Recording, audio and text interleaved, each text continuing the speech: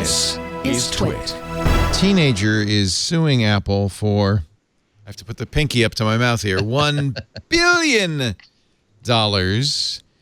claiming that Apple was using face recognition in its stores and it led to his false arrest. It's not exactly what happened. He was arrested in November by the NYPD, linked to a series of Apple Store thefts in Boston, New Jersey, Delaware, and Manhattan. But the reason he was arrested is because the bad guys had found his driving permit. It didn't have a photo, but it had his name, address, and other personal information. The lawsuit claims Apple programmed its store's face recognition system to associate the real thief's face with the plaintiff's details, but Apple says, well, we don't use face recognition in our store. Does that remind you of that old West Wing thing where they said they caught the terrorist because of a broken taillight, and the guy said, sir, we've discovered over the years that no amount of manpower or money equals the criminals being stupid? This is valuable, yeah. Well, and the NYPD may be jumping the gun because they found that ID, they arrested the kid, and then it's, according to the story in Engadget, the detective that eventually examined Apple's surveillance footage, old-fashioned Face ID, noticed that the guy they'd arrested didn't look anything like the guy that was doing the robbery. Plus, turns out the kid was attending his senior prom when the Boston theft happened.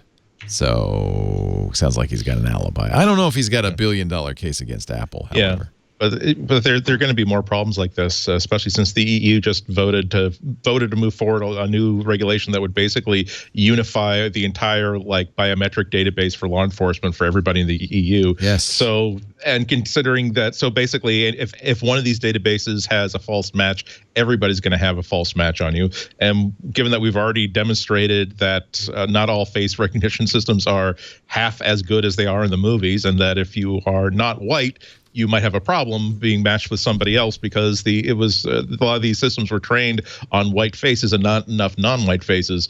This is going to be a problem, and we're going to see more people whose lives are turned upside down by a mismatch, and then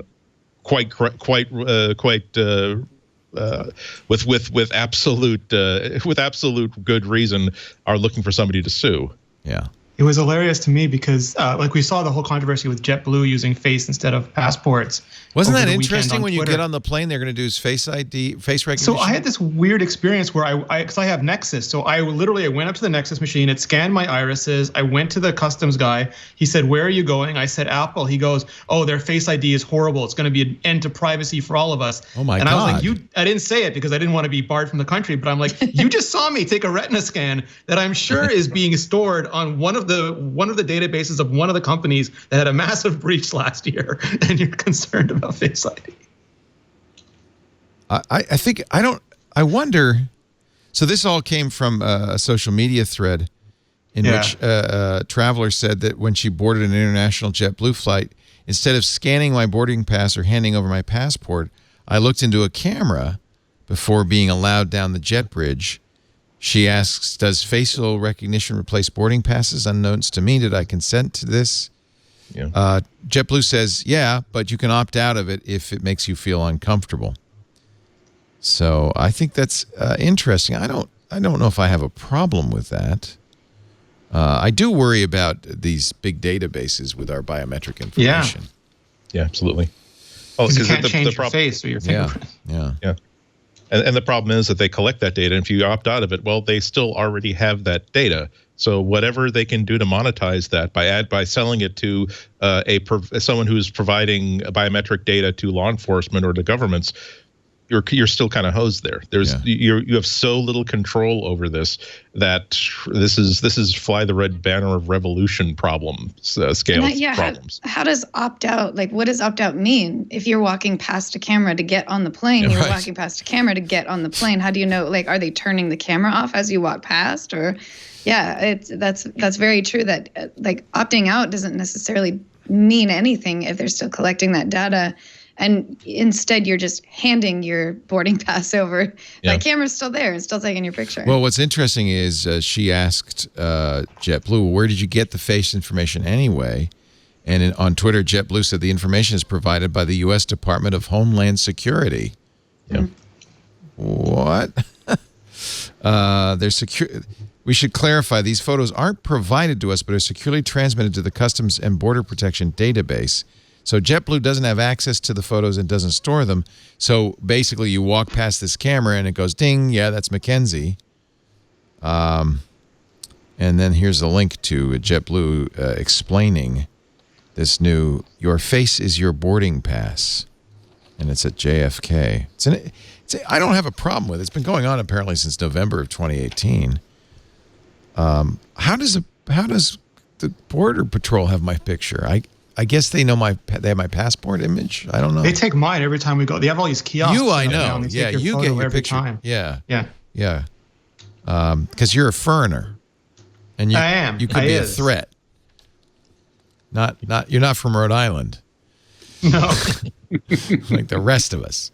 Would that I was. I could get that. What are they using? What images of us are they using? And in that case, then you do come up with that question of spoofing, because Face ID, facial recognition ID, is a lot different than just matching pictures. Yeah. That I have pictures in my Photos app on my Mac that originally the Mac thought Serenity was me. Right.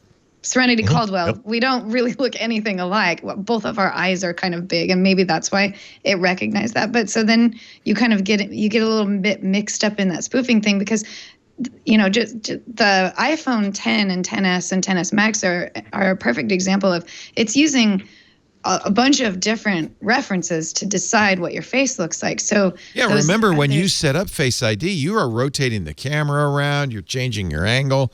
None of that data is available in this Homeland Security database. Right. So what exactly are they using, and how is that a secure way to assume your face is there? I mean, I can imagine that a lot of issues will come up, and I certainly wouldn't want this to happen, but if there was a plane accident, somebody else took the flight because it was their sister or something like that, right, and then someone's missing and they assume that it's one person when it's another person. That's a good point. Could be There's a lot of things that seem like they would go wrong with that kind of just like face matching instead of facial ID recognition.